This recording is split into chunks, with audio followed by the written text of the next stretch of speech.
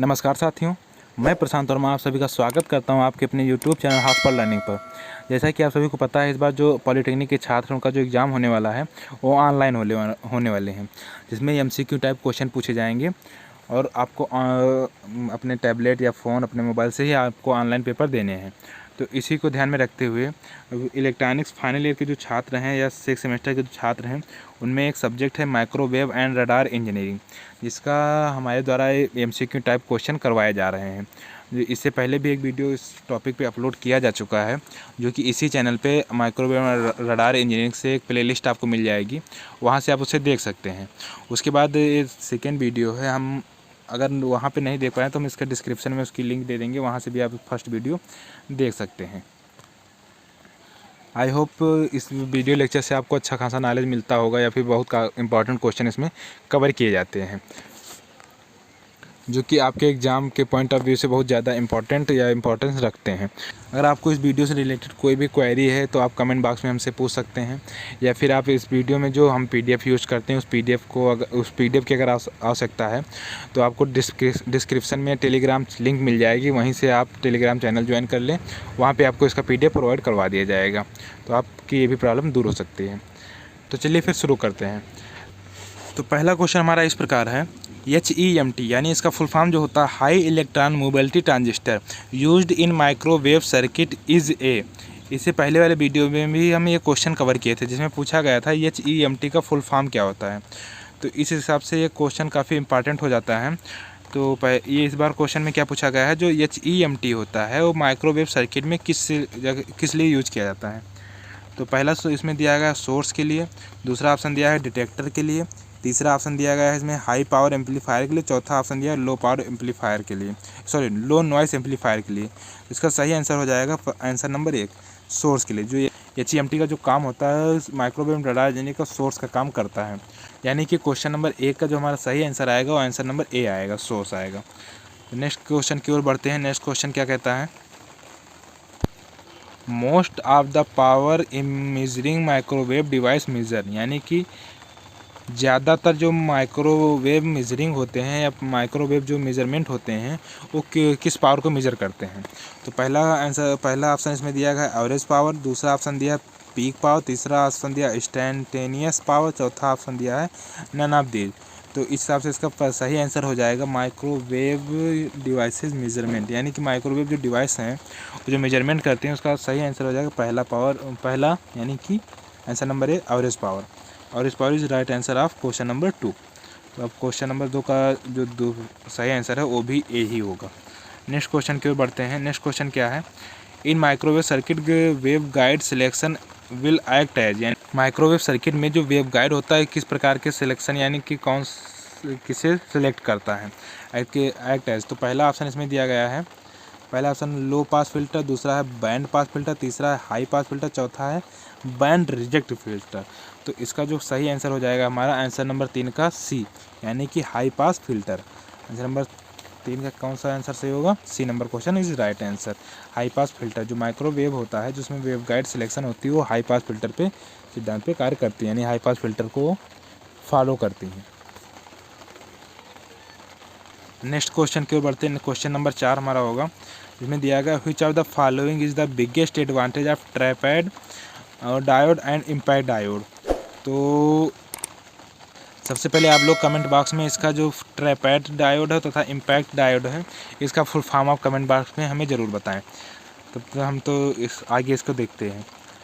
इसका ऑप्शन दिया गया है, क्या दिया गया पहले देख लीजिए। विच of the following the biggest advantage, यानी इनमें से सबसे ज़्यादा मतलब एडवांटेज बिगेस्ट सबसे बड़ा एडवांटेज क्या है, किसका, ट्रैपेड डायोड का एंड इम्पैक्ट डायोड का। तो ऑप्शन नंबर क्या दिया गया है, सबसे पहले low noise, answer number A। Answer number B क्या, high efficiency. Answer number C दिया ability to operate at high frequencies. Answer number D दिया लेज़र सेंसिटिविटी एंड हार्मोनिक्स। तो इसका आंसर सही हो जाएगा आंसर नंबर 2 का हाई एफिशिएंसी। एक चीज़ याद रखना, किसी क्वेश्चन में अगर गेन पूछता है हाई गेन, तो लगभग 90% क्वेश्चन होते हैं उसमें यही सही होता है कि हाई गेन ही होगा। उसी प्रकार से हाई एफिशिएंसी भी एक कॉमन आंसर हो जाता है। किसी को अगर एडवांटेज के रूप में पूछा जाए तो उसका एडवांटेज क्या है, तो हाई एफिशिएंसी इज कॉमन कि आप ये सोच सकते हैं। अगर आपको नहीं पता तो हाई इफिशियंसी पे आप टिक कर सकते हैं। ये मैक्सिमम ऑप्शन की बात बता रहे हैं, नहीं तो जिसका जो आंसर होता है वो सही होता है। तो अगर आपको नहीं पता तो अगर उसमें दिया गया है हाई गेन या हाई इफिशियंसी तो आप उस पर भी टिक करते हैं। लगभग 90% चांस रहता है कि क्वेश्चन सही होगा आपका। तो आंसर नंबर 4 का क्या हो जाएगा? आंसर नंबर 4 का क्वेश्चन नंबर 4 का जो आंसर आएगा वो बी आएगा, हाई इफिशियंसी। जो ट्रैप डायोड होते हैं और इम्पैक्ट डायोड होते हैं, इनकी जो बिगेस्ट एडवांटेज होता है, आप अच्छी खासी इफिशियंसी हमें प्रोवाइड करवाते हैं। तो आप लोग कमेंट बॉक्स में ज़रूर बताएंगे जो ट्रैपेड डायोड होता है या इम्पैक्ट डायोड होता है, इसका फुल फॉर्म क्या होता है। इंपॉर्टेंट क्वेश्चन है, आप लोग इसे ज़रूर कमेंट बॉक्स में हमें बताएंगे। नेक्स्ट क्वेश्चन नंबर 5 क्या है? PIN diode is suitable for use as a, यानी पिन डायोड किस लिए ज़्यादा अच्छा माना गया है? पहला दिया है माइक्रोवेव स्विच, दूसरा दिया गया माइक्रोवेव मिक्स्ड डायोड, तीसरा दिया गया है माइक्रोवेव डिटेक्टर, चौथा ऑप्शन दिया गया है नन ऑफ दीज। तो पिन डायोड की बात अगर किया जाए तो पिन डायोड के बारे में अगर पहली बात देख लें तो ये 3 लेयर डायोड होता है, यानी कि एक पी टाइप का लेयर होता है, एक आई टाइप का होता है, एक एन टाइप का होता है। यानी पी टाइप में क्या होता है? पी टाइप में जो डोपिंग की जाती है उसमें वो ट्राईवैलेंट डोपिंग की जाती है, जिससे वो बन जाता है पी टाइप। यानी पी टाइप में क्या होता है? होल्स मेजॉरिटी होती हैं और जो इलेक्ट्रॉन्स होती है उसकी माइनॉरिटी होती है। फिर दूसरा जो हमारा चैम्बर आता है और आई हो जाता है। आई की जो डोपिंग होती है बिल्कुल लाइटली डोप होता है, यानी कि जो आई होता है इसमें जो डोपिंग की जाती है बिल्कुल लाइटली, यानी कि एक प्रकार से कह सकते हैं शुद्ध सेमीकंडक्टर। यानी इसको कहा भी जाता है इंट्रिंसिक सेमीकंडक्टर। जो बीच का रीजन होता है ये इंट्रिंसिक सेमीकंडक्टर होता है, ये पी टाइप सेमीकंडक्टर और ये एन टाइप सेमीकंडक्टर होता है। तो आई में क्या होता है? लाइटली डोप किया जाता है। और नेक्स्ट हमारा क्या था? एन। एन में हमारा जो डोपिंग की जाती है वो पेंटावैलेंट डोपिंग की जाती है, जिससे हमारा एन टाइप सेमीकंडक्टर बनता है। तो इन तीनों को एक ही मर्ज करके हमारा बना जाता है PIN डायोड। ये हमारा डायोड होता है। तो इसमें जो सबसे चौड़ा जो हमारा रीजन होता है वो होता है आई रीजन। आई रीजन की जो लगभग चौड़ाई होती है, यानी कि जो थिकनेस कहा जाता है, ये हमारा होता है 10 से लगभग 200 माइक्रोन, यानी कि 10 से 200 माइक्रोन इसकी चौड़ाई होती है। किसकी? आई इंट्रिंसिक की, जो बीच में हमारा आई दिया गया है। एक बात और याद रखना इसमें पिन डायोड में, जो जब इसको रिवर्स बायस में कनेक्ट किया जाता है पिन डायोड को, तो ये कांस्टेंट कैपेसिटेंस की तरह बिहेव करता है। और जब इसको फॉरवर्ड बायस में कनेक्ट किया जाता है तो कंट्रोल वेरिएबल रजिस्टर की तरह बिहेव करता है। यानी कि जब हम इसको रिवर्स और फॉरवर्ड दोनों में काम करता है। पहली बात तो ये। अब जब हम इसको रिवर्स बायस में जोड़ते हैं, रिवर्स बायस, तो ये क्या काम करता है? ये हमारा जो रिवर्स बायस में इसको कनेक्ट करते हैं तो ये करता है बिल्कुल कांस्टेंट कैपेसिटेंस की तरह। यानी जो इसका कैपेसिटेंस एक नियत इसके अंदर कैपेसिटेंस यानी संधारित उत्पन्न हो जाता है। और जब इसको फॉरवर्ड बायस में कनेक्ट करते हैं तो ये हो जाता है हमारा मतलब कि करंट कंट्रोल वेरिएबल रजिस्टर, यानी कि वैसे रजिस्टर भी करंट कंट्रोल करता है तो एक प्रकार से एक वेरिएबल रजिस्टर हो जाता है, उसमें इम्पीडेंस बढ़ जाता है। तो इस प्रकार से एक प्रकार रजिस्टर का भी काम करता है। तो ये कुछ जानकारी थी पिन डायोड के बारे में। अब इसका आंसर देख लेते हैं क्या है। PIN diode is suitable for use as a, यानी जो हमारा पिन डायोड है किस लिए सुटेबल होता है? तो ऑप्शन नंबर ए दिया गया है microwave switch, option number B दिया गया micro mixed diode, option number C दिया गया है microwave detector, option number D दिया गया है नन ऑफ द दीज। तो इस हिसाब से जो हमारा आंसर हो जाएगा पाँचवें का आंसर हो जाएगा हमारा आंसर नंबर 1, यानी माइक्रोवेव स्विच की तरह ये काम करता है। कौन सा? Pin diode. पिन डायोड किस तरह काम करता है? माइक्रोवेव स्विच की तरह। तो ये काफ़ी जानकारी थी पिन डायोड के बारे में। आई होप आप सभी को समझ में आया होगा। लेकिन हाँ, ये याद किए रहना जो पिन डायोड होता है जो उसको किस लिए स्टेबल किया जाता है? माइक्रोवेव में माइक्रोवेव स्विच के लिए, यानी स्विचिंग का काम करता है, ऑन ऑफ का काम किया जाता है इससे। नेक्स्ट क्वेश्चन हमारा है क्वेश्चन नंबर 7। क्वेश्चन नंबर 7 क्या है? Microwave antenna aperture efficiency depends on, यानी माइक्रोवेव एंटीना अपर्चर जो होता है वो किस पे डिपेंड करता है? तो आप पहले एंटीना एफिशिएंसी की अगर बात किया जाए तो इसका जो फार्मूला होता है हमारा epsilon a is equal to हमारा होता है AEFF अपान AP। जो AP हमारा है ये हमारा अपर्चर है, यानी एंटीना अपर्चर जो है उसे AP से रिप्रेजेंट करते हैं। एप्सिलॉन ए हमारा दिया गया है ये होता है अपर्चर एफिशिएंसी, जो हमारा अपर्चर एफिशिएंसी एप्सिलॉन ए होता है। और जो AEFF होता है ये होता है इफेक्टिव एरिया, यानी कि जो हमारा एंटीना होता है किस एरिया तक इफेक्ट करता है, कहाँ तक कवर करता है, उसको जिस संकेत से डिकोड किया जाता है वो हमारा होता है AEFF। तो हमारा ये हो जाता है फार्मूला क्या, ये भी एग्जाम में पूछा जा सकता है कि एंटीना अपर्चर एफिशिएंसी का फार्मूला क्या होता है। तो उसको याद रखना है, epsilon a equal to AEFF upon AP होता है। ठीक, अब चलते देखते हैं जो हमारा क्वेश्चन पूछा गया इसका सही आंसर क्या होगा। तो पहला ऑप्शन नंबर ए दिया गया है इसका feed pattern, option number B दिया गया antenna aperture, option number C दिया गया surface losses, option number D दिया गया है लो साइड लोबे लेवल। तो इसका सही आंसर हो जाएगा हमारा आंसर नंबर बी, यानी कि एंटीना अपर्चर। 7 नंबर क्वेश्चन का जो सही आंसर होगा हमारा answer number B, antenna aperture. Next question हमारा है 8वां number question, which of the following are applications are microwave, यानी निम्न में से कौन सा माइक्रोवेव का एप्लीकेशंस है। तो सबसे पहला ऑप्शन दिया गया वायरलेस नेटवर्क, दूसरा दिया गया इंडस्ट्रियल हीटिंग, तीसरा ऑप्शन दिया गया है माइक्रोवेव्स ओमन्स, चौथा ऑप्शन दिया गया है रेडियो एस्ट्रोनॉमी और पांचवा ऑप्शन दिया गया ऑल ऑफ द एबव। तो ये जो चारों ऑप्शन हैं, चारों हमारे क्या होते हैं, माइक्रोवेव के एप्लीकेशन है। वायरलेस नेटवर्क भी माइक्रोवेव का एप्लीकेशन है, इंडस्ट्रियल हीटिंग भी माइक्रोवेव का एप्लीकेशन है, माइक्रोवेव ओमन्स भी माइक्रोवेव का ही एप्लीकेशन है और रेडियो एस्ट्रोनॉमी भी हमारा माइक्रोवेव का एप्लीकेशन है। तो इसलिए इसका जो सही आंसर हो जाएगा हमारा सही आंसर हो जाएगा answer number E, all of the above.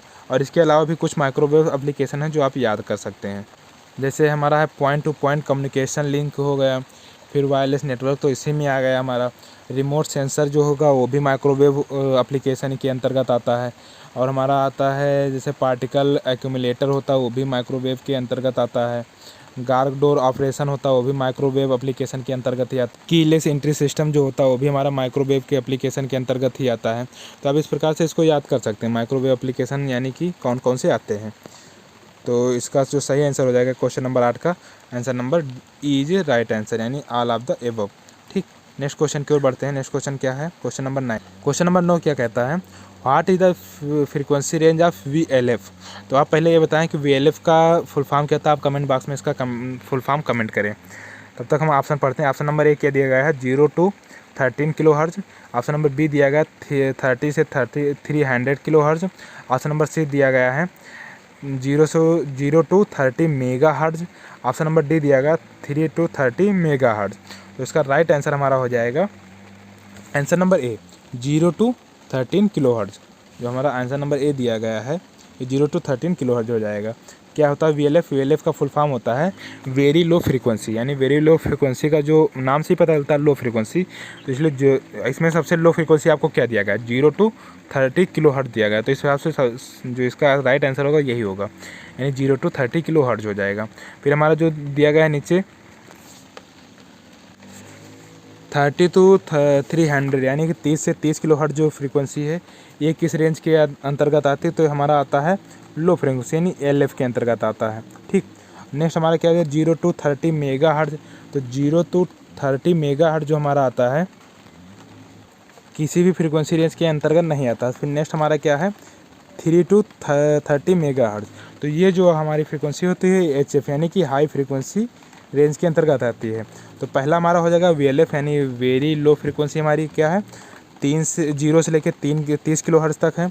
दूसरा हमारा 30 से लेकर 300 किलो हर्ज जो हमारा लो फ्रीक्वेंसी होता है। और तीसरा हमारा क्या दिया गया है 0 से लेकर 30 मेगा हर्ज, ये किसी भी फ्रीक्वेंसी रेंज के अंतर्गत नहीं आता है। और चौथा हमारा दिया गया 30 से 30 मेगा हर्ज जो हमारा हाई फ्रीक्वेंसी के अंतर्गत आता है। तो इस क्वेश्चन से आपके 3 क्वेश्चन कंप्लीट होते हैं, यानी लो फ्रीक्वेंसी का रेंज क्या होता है, हाई फ्रीक्वेंसी रेंज क्या होता है और VLF यानी वेरी लो फ्रीक्वेंसी का रेंज क्या होता है। तो आप इस क्वेश्चन को भी याद किए रहना साथ में। नेक्स्ट क्वेश्चन की ओर बढ़ते हैं। नेक्स्ट क्वेश्चन क्या है, question number 10। What is the approximate wavelength of microwave used in micro omens, यानी माइक्रोवेव ओमन्स में जो माइक्रोवेव यूज़ किया जाता है उसकी वेवलेंथ लगभग कितनी होती है। तो ऑप्शन नंबर ए दिया गया है 12 सेंटीमीटर, ऑप्शन नंबर बी दिया गया है हमारा 4.25 गीगा हर्ज, ऑप्शन नंबर सी दिया गया 2.45 गीगा हर्ज, ऑप्शन नंबर डी की दिया गया 15 सेंटीमीटर। तो ए और डी तो होने वाले नहीं हैं। अब बचा बी और सी में जो सही आंसर है वो हो जाएगा हमारा answer number C is right answer 2.45 gigahertz. जो हमारा माइक्रोवेव ओमन्स होता है उसकी जो वेवलेंथ होती है वो कितनी होती है 2.45 गीगाहर्ट्ज़ होती है। तो इस हिसाब से हमारा क्वेश्चन नंबर 10 का जो सही आंसर होगा वो सी होगा 2.4 गीगाहर्ट्ज़। नेक्स्ट क्वेश्चन की ओर बढ़ते हैं। द क्वेश्चन नंबर क्या है हमारा 11। What is the frequency range of E band, यानी ई बैंड की फ्रीक्वेंसी रेंज क्या होती है। काफ़ी इंपॉर्टेंट क्वेश्चन है। इस तरह क्वेश्चन पूछे गए क्योंकि ईजी भी हैं और इम्पॉर्टेंट भी हैं। यानी कि ई बैंड की जो फ्रीक्वेंसी रेंज है वो क्या है। तो पहला ऑप्शन हमारा दिया गया है 60 से 90 गीगाहर्ट्ज़, दूसरा ऑप्शन दिया गया 70 से 110 गीगाहर्ट्ज़, तीसरा ऑप्शन दिया गया 90 से 140 गीगाहर्ट्ज़ और चौथा ऑप्शन दिया गया है 50 से 75 गीगाहर्ट्ज़। तो इस हिसाब से जो हमारा सही आंसर है 11 नंबर क्वेश्चन का, यानी कि जो हमारा ई बैंड की फ्रीक्वेंसी रेंज होती है वो हमारा होता है 60 से 90 giga. Answer number A is right answer. Answer number A is right answer. और देख लेते हैं 75 से 110 गीगाहर्ट्ज़ जो होती है वो किस फ्रीक्वेंसी रेंज के अंतर्गत आती है। तो हमारा ये आता है डब्लू बैंड के अंतर्गत, यानी जो हमारा डब्लू बैंड होती है उसकी जो फ्रीक्वेंसी रेंज होती है वो 75 से 110 गीगाहर्ट्ज़ होती है। और 90 से 140 गीगाहर्ट्ज़ जो हमारी फ्रीक्वेंसी रेंज होती है वो होती है एफ बैंड की। एफ बैंड की जो फ्रीक्वेंसी रेंज होती है कितना होता है 90 से 140 के बीच होती है। और 50 से 75 की जो रेंज होती है हमारा होता है वी बैंड के लिए। हमारा क्या दिया गया है वी बैंड के लिए। तो आप ये साथ में याद किए रहना, साथ में एक क्वेश्चन में 4 क्वेश्चन कवर हो जा रहे हैं इस प्रकार से। पहला क्या दिया गया है ई बैंड का हमारा जो पहला आंसर है 60 से 90 गीगाहर्ट्ज़ दिया गया है। जो 75 से 110 दिया गया है हमारा डब्लू बैंड के अंतर्गत फ्रीक्वेंसी रेंज आती है। और जो हमारा 90 से 140 गीगाहर्ट्ज़ दिया गया है एफ बैंड के अंदर फ्रीक्वेंसी रेंज आती है। और जो 50 से 75 दिया गया है ये वी बैंड जो हमारा होता है उसकी फ्रीक्वेंसी रेंज आती है। तो आप इस प्रकार से क्वेश्चन याद कर सकते हैं। एक क्वेश्चन में 2-3 क्वेश्चन कवर हो जाते हैं। तो अब नेक्स्ट क्वेश्चन की ओर बढ़ते हैं। आई होप समझ में आ गया होगा 11 number question. Next question number 12 क्या है। क्वेश्चन नंबर 12 पूछता है what is the power gain of 2 cavity klystron. तो ऑप्शन नंबर ए हमारा दिया गया 15 से 20 डेसिबल, ऑप्शन नंबर बी दिया गया 15 से 75 डेसिबल, ऑप्शन नंबर सी दिया 50 से 75 डेसिबल और ऑप्शन नंबर डी दिया है 25 से यहाँ पे 75 होगा, जो 70 लिख गया है ये 75 है, 75 डेसिबल। तो इसका राइट आंसर हमारा हो जाएगा, राइट आंसर होगा इसका ऑप्शन नंबर बी 15 से 75 डेसिबल। तो ये तो इजी क्वेश्चन है, इसको याद कर लेना कि जो हमारा 2 कैविटी क्लिस्ट्रॉन होता है इसका जो औसत पावर गेन होती है वो 15 से 75 डेसिबल होता है। ठीक,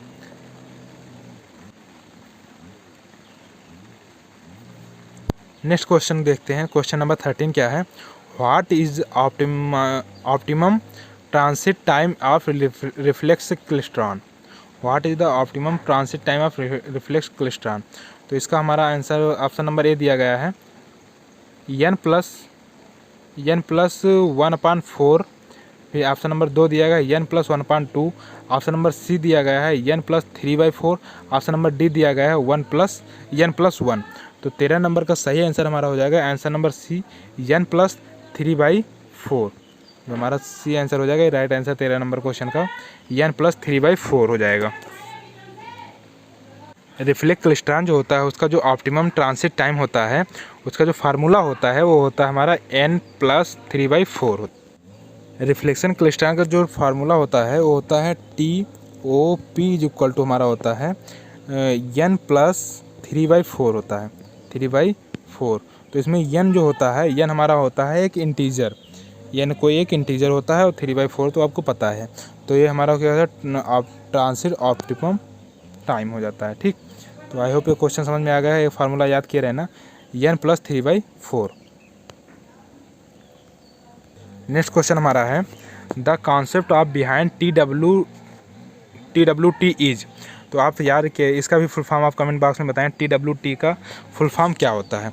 आप फुल फॉर्म जरूर याद किए रहना क्योंकि काफ़ी ज़्यादा फुल फॉर्म पूछे जाएंगे आपके, क्योंकि इजी क्वेश्चन बनाने के लिए यही एक चारा है, फुल फॉर्म पूछेंगे जिससे क्वेश्चन थोड़ा इजी हो जाएगा और क्वेश्चन इजी और हार्ड दोनों आएंगे।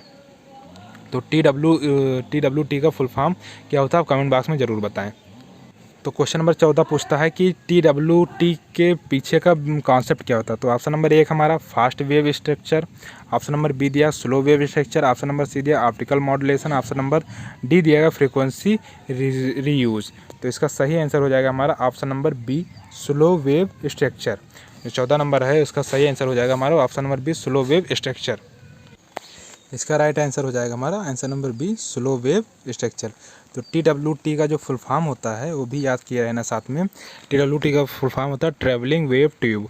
जिस ट्यूब में जो वेव गाइड होती है यानी जो हमारा इलेक्ट्रोमैग्नेटिक वेव होता है वो चलती है, उसी को कहा जाता है TWE। तो ये हमारा हो जाएगा फुल फॉर्म, इसका क्या हो जाएगा, ट्रैवलिंग वेव ट्यूब। तो 14 नंबर क्वेश्चन का हमारा हो जाएगा answer number B is right answer. ठीक, नेक्स्ट क्वेश्चन की ओर बढ़ते हैं। लास्ट क्वेश्चन आज का हमारा है the resonance frequency impact diode. Impact diode का फुल फॉर्म कमेंट बॉक्स में जरूर बताएं। इससे पहले भी क्वेश्चन पूछा जा चुका है इम्पैक्ट डायोड तथा ट्रैप डायोड, तो उसका फुल फॉर्म आप कमेंट बॉक्स में ज़रूर दें। तो इसका जो राइट आंसर हो जाएगा हमारा, पहले ऑप्शन देख लेते हैं क्या है। ऑप्शन हमारा तो पहला ऑप्शन नंबर ए दिया गया है VD/10L, ऑप्शन नंबर बी दिया गया VD/11L, ऑप्शन नंबर सी दिया गया VD/2L, ऑप्शन नंबर डी दिया गया VD/13L। तो इसका राइट आंसर हमारा हो जाएगा ऑप्शन नंबर सी यानी कि VD/2L हो जाएगा इसका right answer. Option number C is equal to right answer VD/2L। अगर इम्पैक्ट डायोड के बारे में कुछ जानकारी हासिल करें तो इम्पैक्ट डायोड भी एक PN जंक्शन डायोड ही होता है, जैसे सारे डायोड होते हैं। और इसमें जो एक ड्रिफ्ट रीजन होता है वो इलेक्ट्रॉन मतलब कि बीच में भी एक रीजन होता है जिसे ड्रिफ्ट रीजन कहा जाता है। और इसमें एक जो अच्छा बेनिफिट होता है कि इसके अंदर अवलांच उत्पन्न करने की क्वालिटी होती है, यानी अवलांच समझ सकते हैं, जो अवलांच डायोड होता है उसकी तरह भी ये कार्य कर सकता है इम्पैक्ट डायोड। तो ये अवलांच उत्पन्न करने के बहुत काफ़ी नज़दीक होता है जो हमारा क्या इम्पैक्ट डायोड। साथ में ये डायोड वोल्टेज और करंट के बीच में 180 अंश का डिले भी उत्पन्न करवाता है इम्पैक्ट डायोड। और हमारा वोल्टेज तथा करंट आउट ऑफ फेस हो जाते हैं, यानी कि जो वोल्टेज और करंट होता है एक ही फेस में नहीं चलते, एक ही साथ करंट नहीं मतलब कि ट्रेवल नहीं करते। इन दोनों के बीच में जो आपको हम यहाँ पे अगर ग्राफ से समझाएं तो ये इस प्रकार हो जाता है। अगर हम इसको करंट मान लें तो यहाँ हमारा वोल्टेज यहाँ शुरू होगा, यानी यहाँ से करंट ये हमारा आई हो जाएगा और हमारा वोल्टेज हो जाएगा, यानी इन दोनों के बीच में जो 180 डिग्री का फेस शिफ्ट उत्पन्न कर देता है कौन सा इम्पैक्ट डायोड। तो ये कुछ इसके बारे में तथ्यात्मक जानकारी थी। तो इसका राइट आंसर हो जाएगा कि हमारा VD/2L, यानी कि जो ऑप्शन नंबर 15 है उसका राइट आंसर हमारा हो जाएगा सी VD/2L। आई होप आप सभी को वीडियो लेक्चर समझ में आया होगा। कुछ नई जानकारी तथा इंपॉर्टेंट क्वेश्चन इस वीडियो में डिस्कस किए गए हैं जो आपके एग्ज़ाम के पॉइंट ऑफ व्यू से काफ़ी इंपॉर्टेंट हैं और आपको डेफिनेटली कुछ ना कुछ लाभ देकर ही जाएंगे। तो अगर वीडियो अच्छा लगा हो, पसंद आया हो तो प्लीज़ लाइक करें, चैनल सब्सक्राइब करें तथा अपने दोस्तों के साथ ज़रूर शेयर करें ताकि उनका भी इससे कुछ सहयोग हो सके और वो भी एग्ज़ाम में अच्छे खासे नंबर गेन कर सकें। शेयर करना बिल्कुल भी ना भूलें। तो आज के लिए बस इतना ही, मिलते हैं किसी नेक्स्ट वीडियो में, तब तक के लिए जय हिंद।